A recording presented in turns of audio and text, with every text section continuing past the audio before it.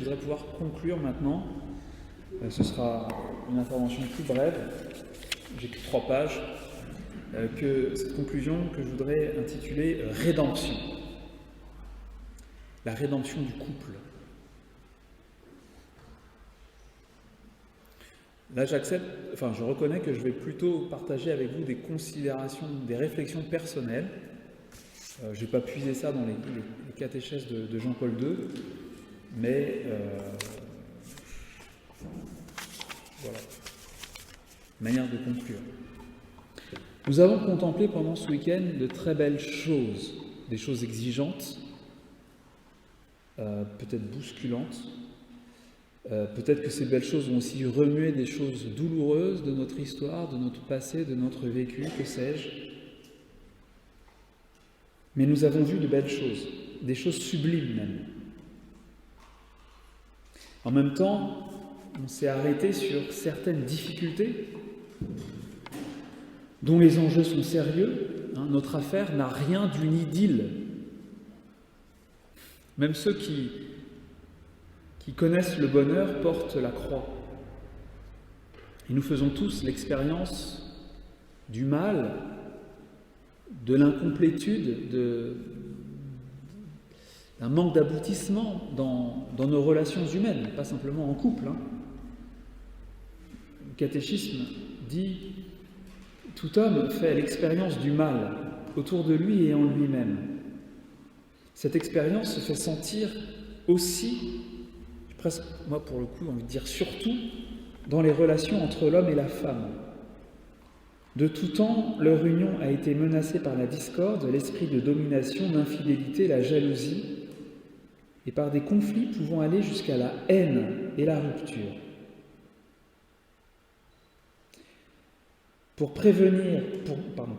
guérir les blessures du péché, l'homme et la femme ont besoin de l'aide, de la grâce que Dieu, dans sa miséricorde infinie, ne leur a jamais refusée. Sans cette aide, l'homme et la femme ne peuvent parvenir à réaliser l'union de leur vie en vue de laquelle Dieu les a créés dès le commencement.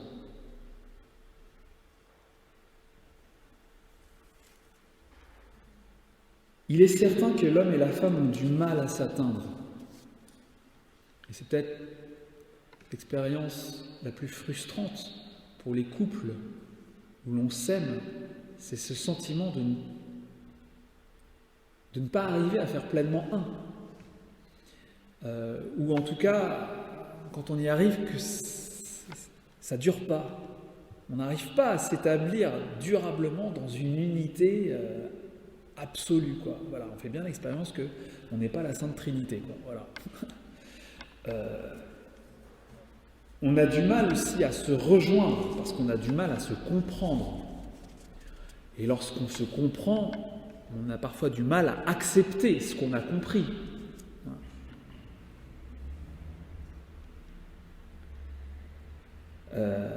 Si on revient sur la question des rapports intimes, des rapports conjugaux, bon, j'ai compris que tu n'avais pas envie.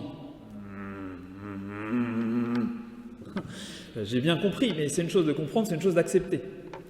On a du mal, parfois, à se comprendre. On a du mal, même quand on s'est compris, à s'accepter.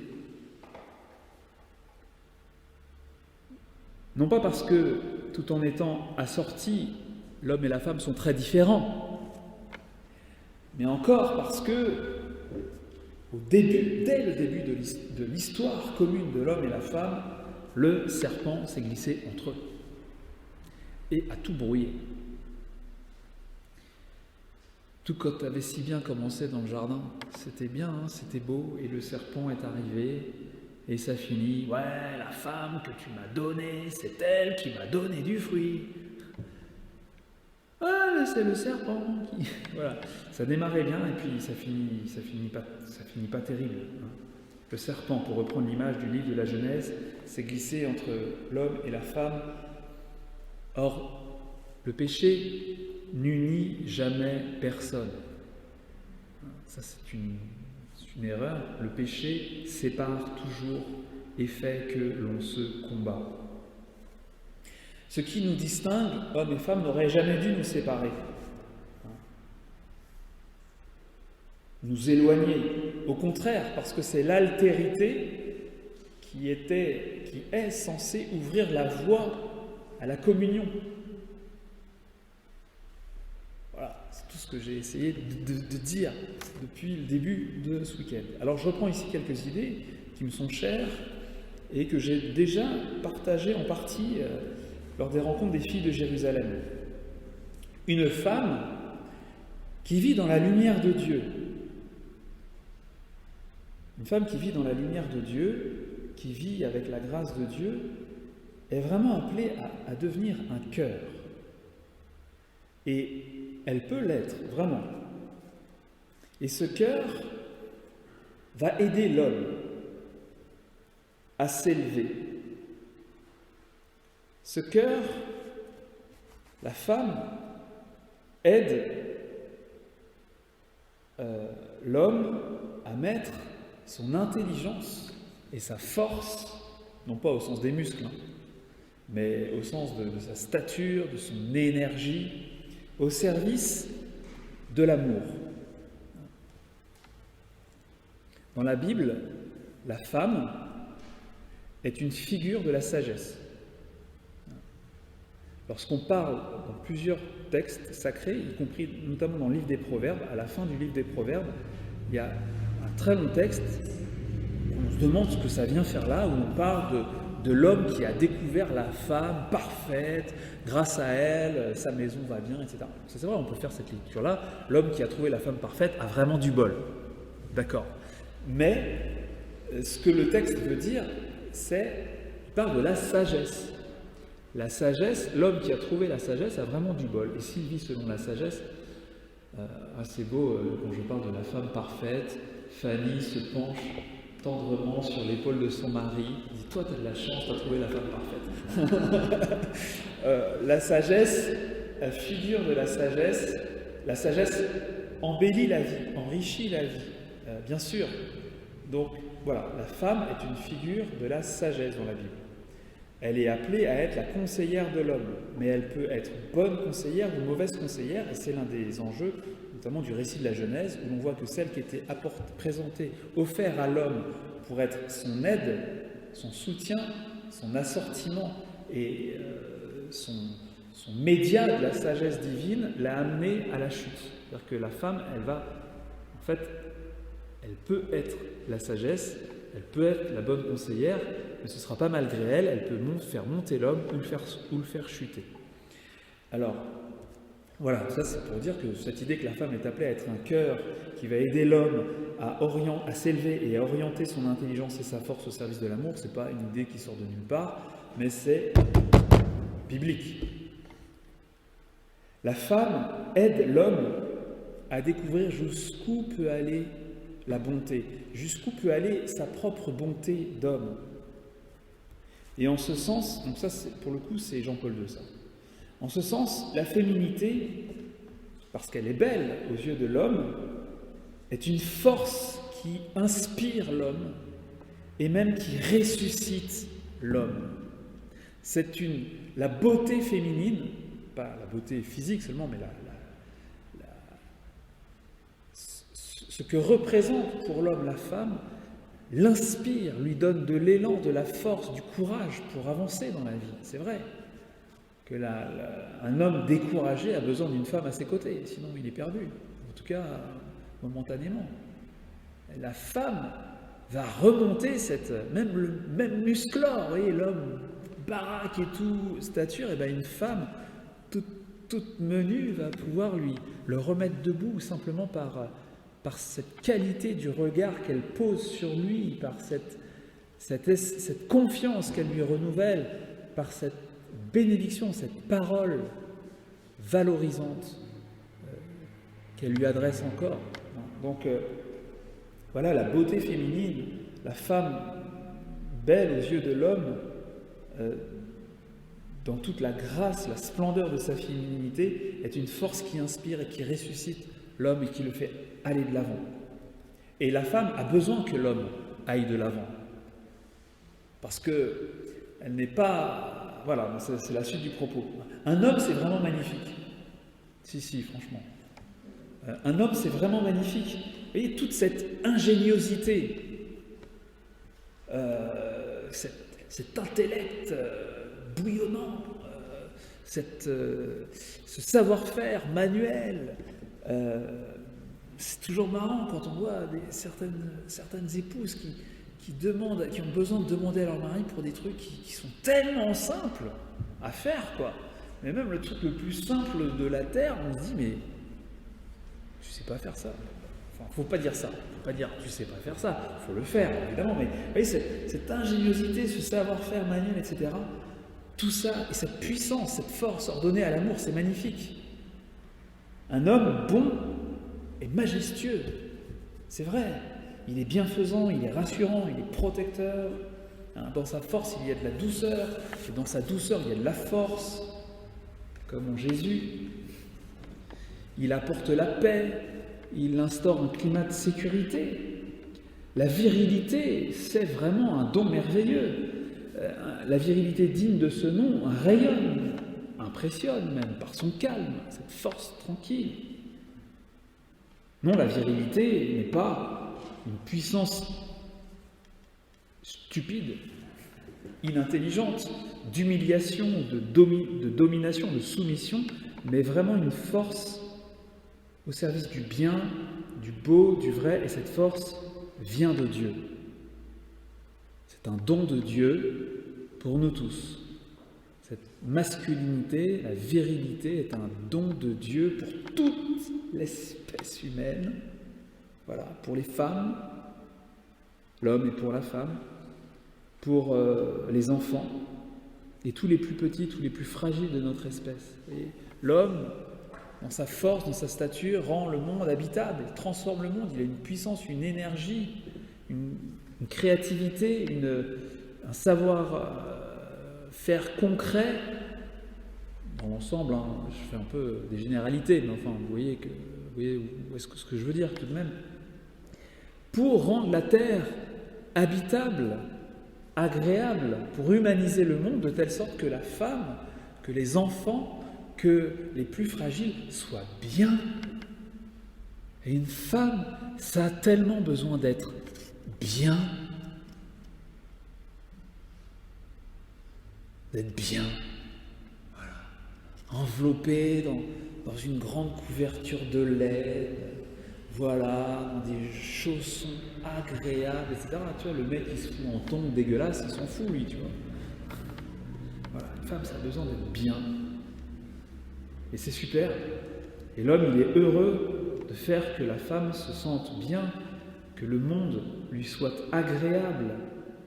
Non, donc, la brutalité, l'idiotie n'est qu'une forme déchue du masculin.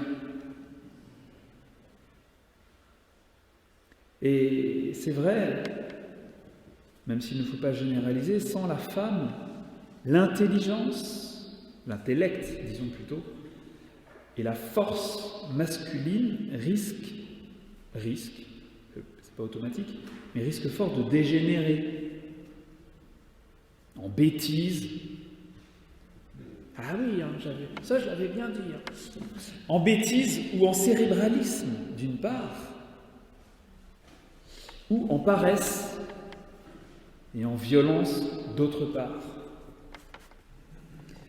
Donc la femme, oui, a vocation à humaniser l'homme, pas seulement au plan de la sexualité, comme on l'a vu tout à l'heure, mais de l'aider à s'élever, à vivre à la hauteur de lui-même, à devenir don, personne don, à être pleinement bon. En accueillant le bon cadeau qu'est la femme, l'homme découvre qu'il est lui-même appelé à devenir don. C'est ce que dit Jean-Paul II dans un texte que je vous invite à lire. Vous pouvez le trouver facilement sur Internet.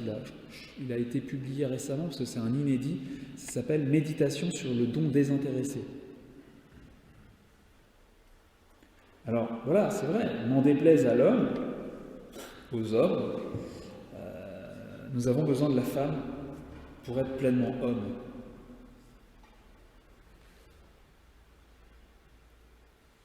Et n'est-ce pas ce que nous devons comprendre avec la fameuse image de la côte d'Adam? Avec la côte qu'il avait prise à l'homme, Dieu façonna une femme. Genèse chapitre 2, verset 22. Qu'est-ce que ça veut dire? Eh bien, si l'on regarde la chose d'une manière très concrète, ça veut dire qu'il y a un bout de lui dans elle. Je ne peux pas le dire plus concrètement, c'est pas très beau en français, mais il y a un morceau de lui en elle. Et en l'occurrence, son côté à lui est en elle. Comme si le cœur de l'homme, en tout cas une partie du cœur de l'homme, était en elle. Il a donc besoin d'elle pour retrouver le chemin du cœur. C'est ce que je vous disais. Besoin du cœur qu'est la femme pour ordonner son intelligence et sa force à l'amour.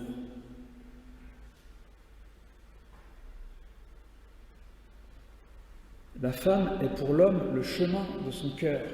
Elle lui apporte un supplément d'âme.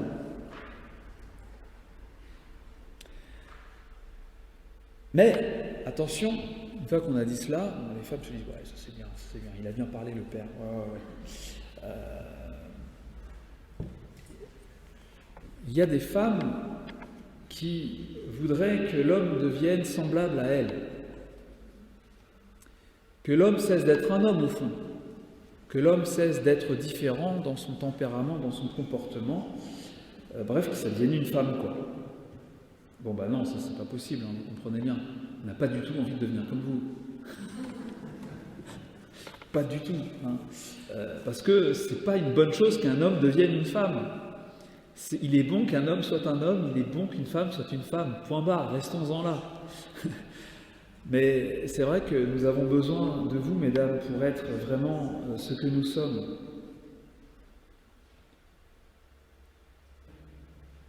Il ne s'agit pas pour la femme de rendre l'homme comme elle. L'homme ne doit jamais cesser d'être un homme. Et du reste, la femme a besoin du masculin. Bien souvent, l'homme la sauve. Je m'explique. Bien souvent, cette logique masculine qui vous déconcerte, enfin qui déconcerte les femmes en général, la sauve de la noyade dans le torrent des émotions, des ressentis, des émotions, des ressentis parfois contradictoires et qui sont déconcertants pour l'homme. Comment peut-on dire « je me sens hyper bien », mais en même temps je me sens hyper mal. Vous voyez, ça c'est un truc qu'il ne faut pas comprendre. Ça va, mais ça va pas. C'est un truc, c'est des émotions contradictoires. C'est quelque chose, nous, on ne pourra jamais comprendre ça. Il y a plein de choses qu'on ne pourra jamais comprendre. Mais vous aussi, il y a plein de choses que vous ne pourrez jamais comprendre. Et dans ce ressenti extrêmement complexe, tourbillonnant et noyant, qui fait que parfois la femme fond d'un coup, paf, en larmes. Et qu'est-ce qui se passe? Quelque chose de super grave, en fait. Il n'y a rien de grave, c'est juste qu'il y a un petit truc là qui se passe, qui est gênant, qui est difficile à gérer. Eh bien, l'homme va sauver la situation par un pragmatisme, une logique froide, mais ô combien salutaire. Vous voyez, on s'aide les uns les autres. C'est très bien. Je le dis un peu en rigolant, je grossis les traits, mais je pense que vous reconnaissez quand même un certain nombre de situations qui ont l'air de drames et qui n'en sont pas forcément. Parfois, il y a des drames. La virilité fait de l'homme un abri pour la femme. Un abri qui vous sauve, un abri qui vous charme aussi. J'insiste pas sur tout ça parce qu'il y a toute une littérature qui existe déjà, qui est bien connue et qui nous permet de nous réajuster en rigolant un peu de nous-mêmes quand même aussi. Voilà. Et je pense que ça c'est bien pour retrouver le chemin des uns vers les autres, de rire un peu de toutes ces situations, de toutes ces incompréhensions, d'avoir un peu d'humour envers nous-mêmes. Ce qui nous distingue n'aurait jamais dû nous opposer. Hélas, nous connaissons notre mal Et nous savons ce qu'il en est, que d'offenses commises, que d'offenses subies. Dans les deux sens. Mais je m'arrête sur ce dont on parle le plus souvent. C'est mon petit côté MeToo. Naturellement, la femme qui a été dominée et ou chosifiée cherche à prendre sa revanche sur le masculin. Et ce besoin d'égalité, qui correspond à la réalité, nous sommes égaux, est compréhensible et légitime. Mais ce besoin d'égalité peut rendre la femme agressive. Et alors elle se pose en rivale. Elle n'est plus un cœur, mais un point. Et à vouloir doubler l'homme, elle risque de perdre sa grâce, sa nature. Sa nature. On voit, depuis un certain nombre d'années, s'installer dans la société un rejet de l'homme.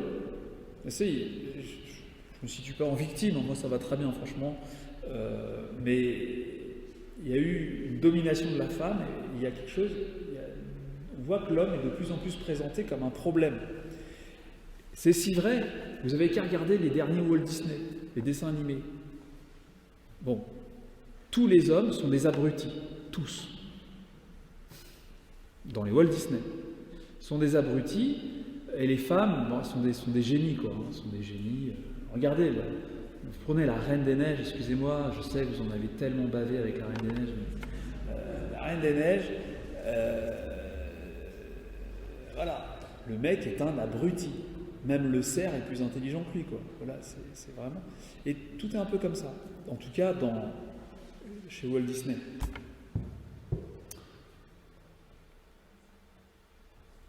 Or, dans la femme, Dieu a fait une place pour l'homme.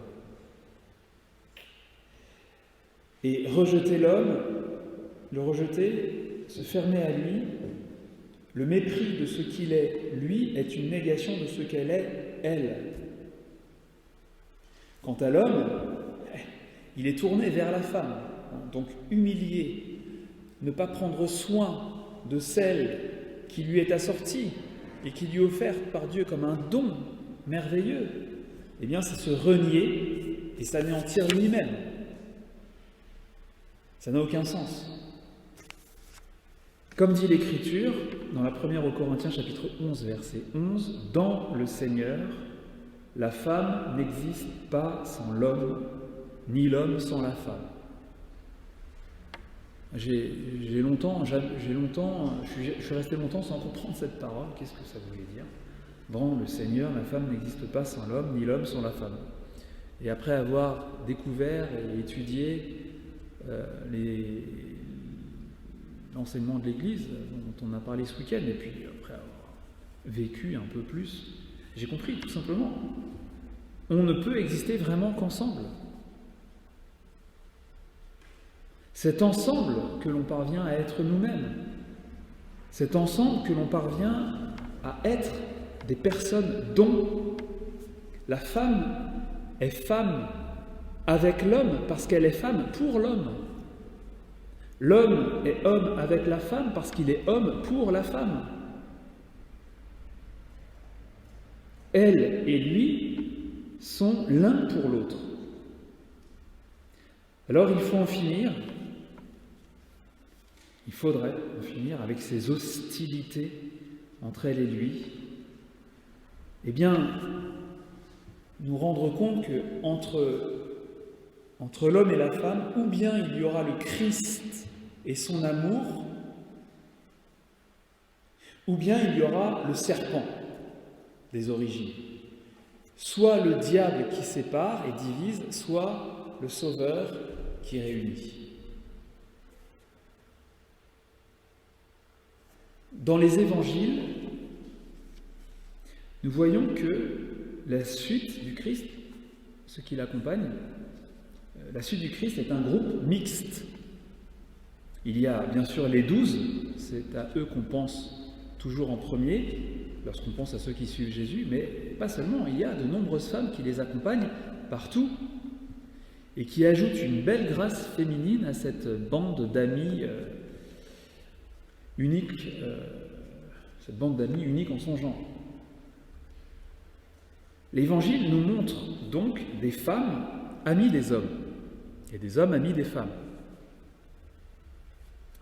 Et c'est Jésus qui les réunit, c'est Jésus qui est leur trait d'union, Jésus qui est l'amour qui les relie. Et c'est si vrai que, après la Passion, Jésus ayant disparu, nous voyons immédiatement ce groupe mixte se disloquer. Sans lui, ça ne tient pas. On a de nouveau, d'un côté les hommes, de l'autre les femmes.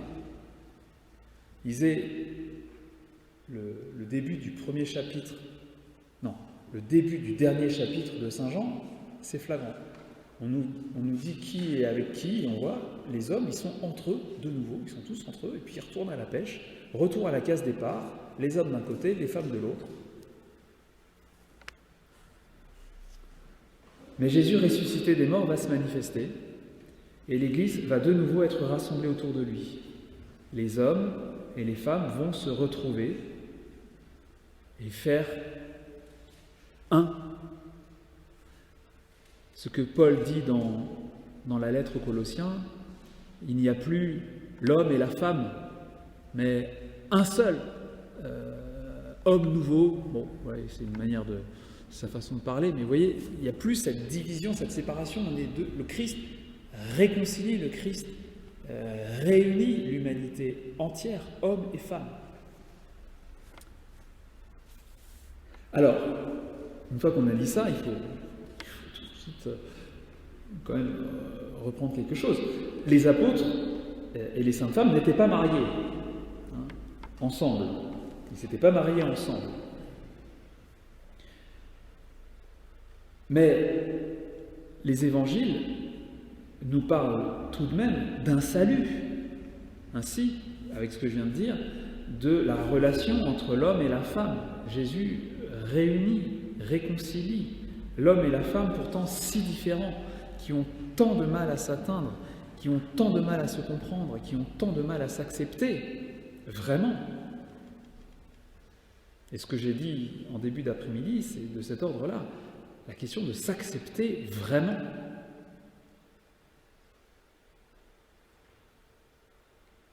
Jésus les a reliés, il les a reliés. Et cette œuvre du Christ dans un couple s'appelle le sacrement du mariage. Le catéchisme au numéro 1641 dit que la grâce du sacrement du mariage est destinée à perfectionner l'amour des conjoints. Donc, quand on parle de la grâce, on parle d'un don spirituel de Dieu, donc quelque chose que nous ne pouvons pas nous donner à nous-mêmes. C'est une capacité, c'est un bien que Dieu crée, qu'il nous donne, et que s'il ne nous le donne pas, on ne l'a pas. Et on ne peut pas le compenser de nous-mêmes par nos propres ressources naturelles, c'est un don surnaturel. La grâce du sacrement du mariage est destinée à perfectionner l'amour des conjoints, à fortifier leur unité indissoluble. Par cette grâce, ils s'aident mutuellement à se sanctifier dans la vie conjugale, dans l'accueil et l'éducation des enfants. C'est donc un beau cadeau. Et au numéro suivant, 1642. Le Sauveur des hommes, époux de l'Église, vient à la rencontre des époux chrétiens par le sacrement du mariage. C'est magnifique. Jésus lui-même vient. Il reste avec eux. Il leur donne la force de le suivre, etc. De se pardonner mutuellement, de s'aimer d'un amour surnaturel, délicat et fécond. Lorsque j'étais étudiant, j'avais participé à une retraite et à un moment, le prêtre a parlé aux couples mariés qui étaient là. Il leur a dit, vous savez, On s'agenouille devant le Saint-Sacrement. C'est bien, enfin, il le faut, enfin, c'est normal, quoi. C'est Dieu. Mais on pourrait aussi s'agenouiller devant vous. Parce qu'entre vous, il y a Jésus. C'est très beau. Entre vous, il y a Jésus. Donc il y a un salut. Voilà, c'est la grande et bonne nouvelle. Il y a un salut pour le couple. Il y a une rédemption pour le corps, c'est-à-dire la possibilité de revenir, de retrouver la signification unitive et conjugale du corps. Il y a un salut pour l'homme et la femme ensemble. Un salut pour l'homme et la femme ensemble. Et ce salut, c'est Jésus. Spécialement dans le sacrement du mariage. Jésus dans le sacrement du mariage. Il s'appelle Jésus, c'est-à-dire Dieu sauve, car c'est lui qui sauve sa création. Hommes et femmes, le Seigneur les créa. Hommes et femmes, il les sauve.